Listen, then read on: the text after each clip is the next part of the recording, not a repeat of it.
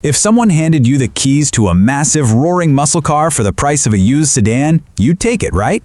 So why in the world are PC builders turning down drastically more memory and raw gaming power for significantly less money? Welcome to the great paradox of the modern GPU market. Today, we're unpacking the intense rivalry between AMD and Nvidia. We're going to break down this complex market so clearly that by the time we're done, you'll know exactly which hardware is right for your specific needs without a single shadow of a doubt. Despite absolutely fierce hardware competition and some seriously vocal fan bases, Nvidia currently sits on over 90% of the desktop GPU market. 90%! That's not just a lead, it's a monopoly. And it reveals a hidden truth about how we actually use our computers today. A market share like this isn't an accident. It tells us that consumers are overwhelmingly voting with their wallets for something way beyond just raw metallic performance. Let's look at the numbers driving this massive divide. Look at the raw numbers here.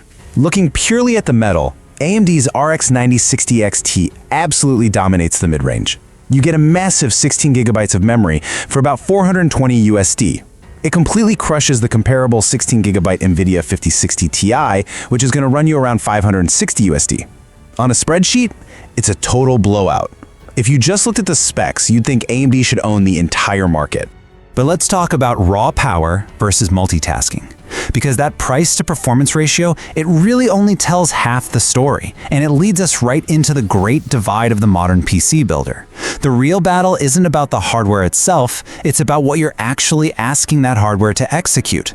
We have to separate the concept of raw power from the concept of everyday utility. Think of AMD as that classic muscle car. It's built purely for going incredibly fast in a straight line, pushing high-speed gaming frames to your monitor at a steep discount. Nvidia, on the other hand, is the ultimate Swiss Army knife. It's fully equipped for gaming, sure, but it also effortlessly handles local AI training, professional media rendering, and complex multitasking. It's a tool of broad utility, not just an entertainment toy. One community member actually hit the nail on the head. They summarized it perfectly. If your singular goal is gaming without the distraction of productivity tasks, just go Team Red, meaning AMD. It's the most logical and cost-effective choice you can make. You get almighty, raw performance without paying a premium. For a pure gamer, buying anything else is essentially paying for expensive tools you're literally never going to take out of the box.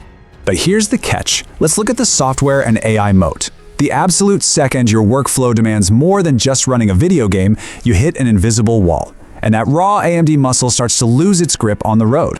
Imagine you're a modern creative pro or a developer. You fire up video editing software like DaVinci Resolve, or you attempt to train a local AI model like Llama, and boom, you run into a brick wall. You quickly find that while an AMD card has the physical computing power, the software ecosystem simply isn't optimized to use it. You will literally see your system's processor gasping for air while that powerful AMD graphics card just sits there doing absolutely nothing. Users universally refer to this as the CUDA wall. It's this massive ecosystem advantage where Nvidia has integrated itself so deeply into professional tools that alternative hardware just struggles to function. AMD is trying to climb this wall, but man, they are climbing it very slowly. Even companies that don't traditionally make graphics cards are adapting faster to these software needs than AMD is. Which brings us to the hidden costs of ownership. The price tag you see at checkout? Yeah, that might be an illusion. The daily reality of living with these cards presents a completely different set of economics entirely. Real-world users frequently flag these hidden, frustrating costs. For instance, engineers report devastating driver crashes during CAD software updates that completely ruin their project files. Add to that the noticeably slow updates to AMD's upscaling technology and a massive depreciation in the used hardware market. That means the money you seemingly saved up front on an AMD card might be totally wiped out when you try to sell or trade the hardware later on. Suddenly, the total cost of ownership ends up favoring Nvidia. It's this exact frustrating cycle. Incredible physical hardware crippled by software bugs and slow adoption that brought the community to a pretty stark realization. The consensus is that AMD's biggest competitor isn't Nvidia at all. Their biggest enemy is themselves. They have the silicon, but the actual user experience falls short, causing them to miss massive opportunities to capture the market. So how do you cut through all this noise? Here is our final verdict for buyers. Let's break this down into a radically simple framework you can use right now to remove all the guesswork. Here's the playbook. It's incredibly simple. Step 1. Buy AMD if you strictly play video games and you want the absolute maximum hardware for the lowest USD price. Step 2. Buy Nvidia if your PC is also your workspace, your AI lab, or your creative studio, or if you just prioritize software stability. That extra cash you spend upfront on Nvidia, it pays daily dividends in reliability and saving your sanity. All right, for those who truly want to understand the deep mechanics, let's look under the hood at the technicals. We saved this for the end so we can really dive into the specific tech that makes this rivalry tick. First up, CUDA. Think of CUDA as an exclusive, highly efficient language created by Nvidia. Practically every major 3D and AI software developer defaults to speaking it. It creates an absolute monopoly on productivity. Because the software is written specifically for Nvidia's language, AMD's raw silicon simply cannot brute force its way through the workload. Then we have the upscaling war, which is basically how games fake higher resolutions to run faster.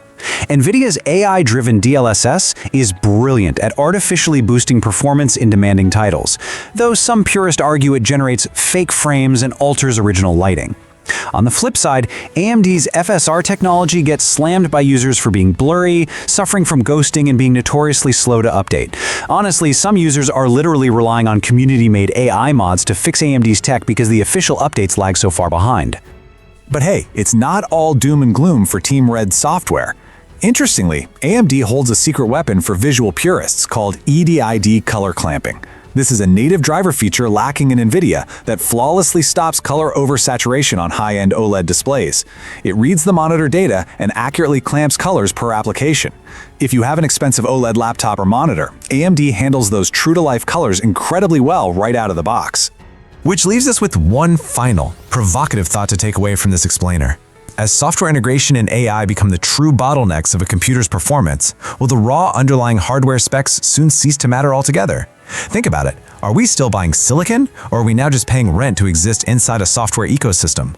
Something to seriously chew on the next time you go to upgrade your machine. If you enjoy this video, please like, share, subscribe and hit the bell to the later update from my channel. Thank you for watching till the end and see you in the next video.